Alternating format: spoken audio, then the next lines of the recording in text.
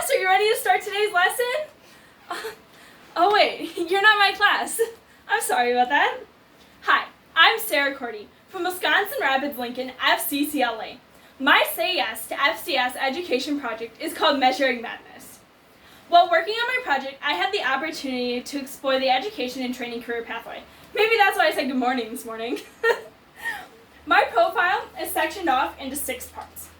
FCS Educator Research Summary, FCS Educator Interview Summary, Classroom Observation Summary, FCCLA Integration Plan, FCS Marketing Lesson Plan Implementation and Documentation, and my works cited. Some of the concerns that I had for my project is that 1, I wouldn't be able to make the lesson plan, or 2, I wouldn't be able to get the students to pay attention to what I was teaching them. My goal for this project was to implement a middle school family consumer science lesson. I went to Wisconsin Rapids Area Middle School on October 9th and November 5th. To follow up my project, I sent a thank you email to this cooperating teacher and said thank you to the students before I left.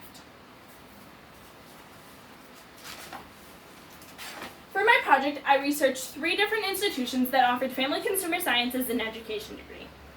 The first one that I looked at was the University of Wisconsin Stout, or UW-Stout. UW-Stout is in Menominee, Wisconsin. In-state tuition is $9,457, and out-of-state tuition is $17,423. To graduate from UW-Stout, I would need 172 credits, including the general requirements for the degree and at least 1 major. The second institution that I looked at was the University of Wisconsin-Stevens Point, or UWSP. UWSP is in Stevens Point, Wisconsin. In-state tuition cost is $7,940, and out-of-state tuition cost is $12,292. To graduate from UWSP, I would need 120 credits, including the general requirements for the degree and at least 1 major. I had the opportunity to tour both of these schools. When I toured UW-Stout, it felt more like home than UWSP did. Everyone wanted to get to know me as soon as I stepped on campus and before I even started the tour. I felt a part of the campus before I even was taking a tour. And they have a smaller class size than I'm used to, which would be really good for me. The final institution that I looked at was the Minnesota State University of Mankato. The University of Mankato is in Mankato, Minnesota, and in-state tuition is $14,142, and out-of-state tuition is $23,806. To graduate from the University of Mankato, I would need 32 earned semester credit hours, a cumulative GPA of 2.5 in food nutrition and child development studies, and an overall GPA of 2.75 in family consumer science education. While I was researching the information on the schools, I also did some research on the state of Wisconsin for family consumer science education.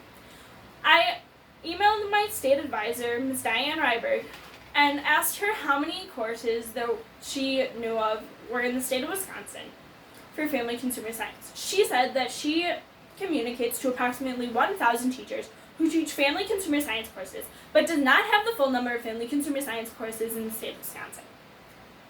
A typical starting wage for a family consumer science teacher in the state of Wisconsin is $39,540, and the typical wage for a teacher in this profession is $55,895. Some things that influence this are things like school boards and communities. A typical license that is needed for the state of Wisconsin is a Bachelor's of Science degree.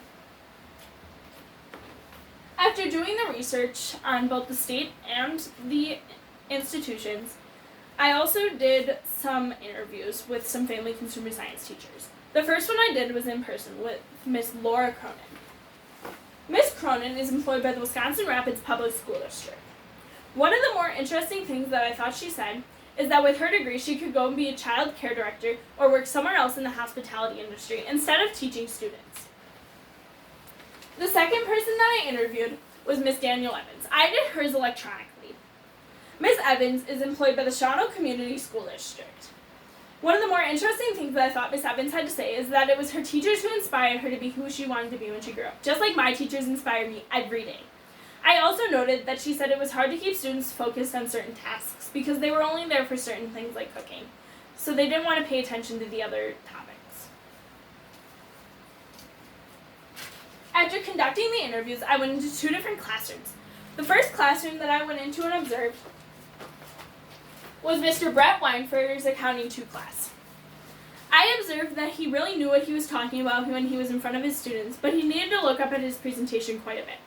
He also had his presentation connected to their computer screen, so they didn't have to look up at his smartboard the entire time, and they could just look at their computer screen and take their notes. He walked around the classroom while he taught, so that every student would be able to hear him for at least part of it if they couldn't hear him from the other side of the room. His students also joked around with him a lot, and they got off task quite often, but they were able to stay on task quite often too, and he was able to get them back on task within a minute. The second classroom that I went and observed was Miss Laura Cronin's 6th grade family consumer science class. When I observed her class, I noted that she didn't need to pay attention to her presentation while she was teaching, but the students were also still taking notes while she was teaching them, and she was walking around making sure they were taking the notes. I also noted that the 6th graders took a lot of patience while she was working with them. After conducting my interviews and my observations, I created some FCCLA integration plans. I chose 3 different national programs that I could incorporate into a family consumer science lesson. The first one that I chose was the Power of One. The Power of One helps members set their own goals and work to achieve them to enjoy the results. One way I thought of helping students do this was to create their own goal that helped other students learn about FCCLA and to help them spread the word about FCCLA while developing their own leadership skills. The second one that I chose was Student Body. Student Body helps young people learn to eat right, be fit, and make healthy choices. One way I thought of doing this was have the students come up with their own healthy recipes that they could teach to middle and high school students or throughout the district. The third and final one that I chose was Financial Fitness. Financial fitness involves youth teaching one another how to make, save, and spend money wisely. One way I thought of doing this was have the students come up with a presentation that they could share at the local middle and high school levels.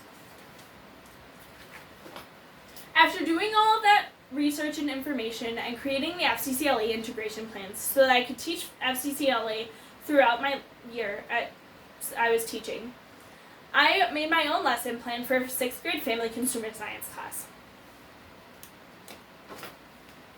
The topics that I chose to teach were National Standards 8.2, Demonstrate Food Safety and Sanitation Procedures, and 8.3, Demonstrate Industry Standards in Selecting, Using, and Maintaining Food Service and Production Equipment. One of the activities that I chose was a video with a worksheet. This took about 2.5 minutes, and the directions were to fill out the worksheet as they watched the video, and that we would go over the video worksheet answers after the video was done. The second activity that I chose was a demo. This took between 15 to 20 minutes, and the directions were to pay attention to me, because they would eventually have to fill out these worksheets and do it themselves in lab. The third and final thing that I did was have them do their own lab, which was a hands-on activity for them. They had to fill out these 3 worksheets before they could go back in the lab. The first one that they had to fill out was 2 R's, 3 D's. They had to tell me what their dry ingredients were and what their wet ingredients for the cupcakes were, and what ingredients they would need for the frosting. The second thing that they did is they wrote out the entire recipe on a worksheet to show me that they knew what they were doing. And the third and final one they had to fill out was a chore plan, so that everyone had their own chore to do before they left lab for cleanup.